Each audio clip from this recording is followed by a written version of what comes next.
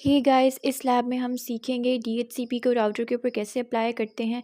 Basically DHCP के help से हमें हर पीसी को अलग से आईपी असाइन नहीं करनी पड़ती, वो ऑटोमेटिकली हो जाती है।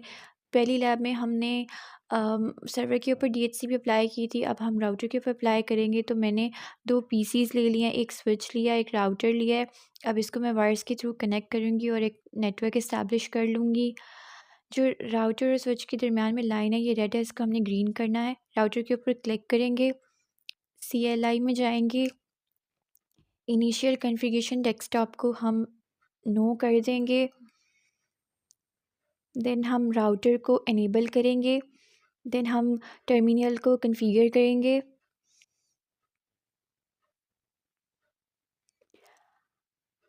देन हम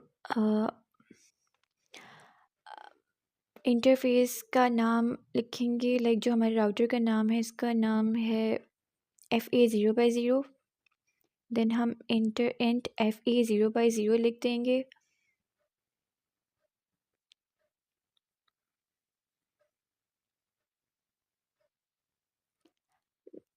देन हम आईपी असाइन करेंगे, कोई भी रैंडम आईपी असाइन कर देंगे।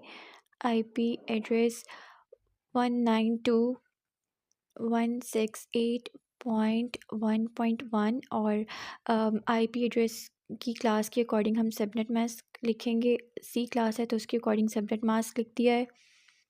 देन हम इसको नो शट डाउन कर देंगे ताकि ये बंद ना हो जाए। देन हम इसको एग्ज़िट करेंगे।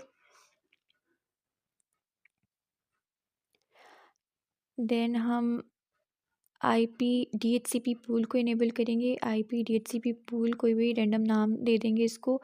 मैं इसको नाम देती हूँ MHMPOOL।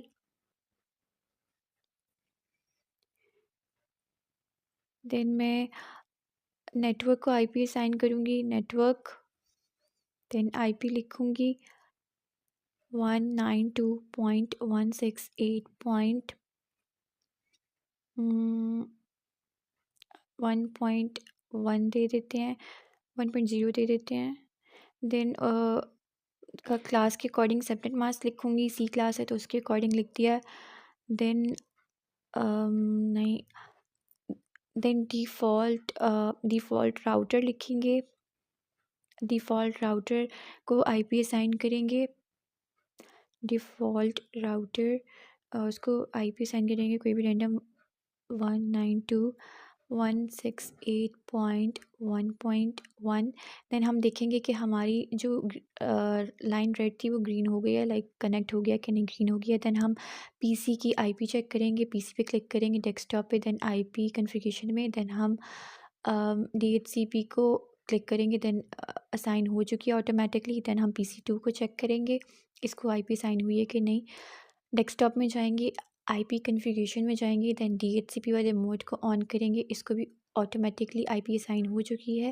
देन हम मैसेज पास करेंगे PC1 से PC2 में, ये सक्सेसफुल होता है कि नहीं। It has been successful. That was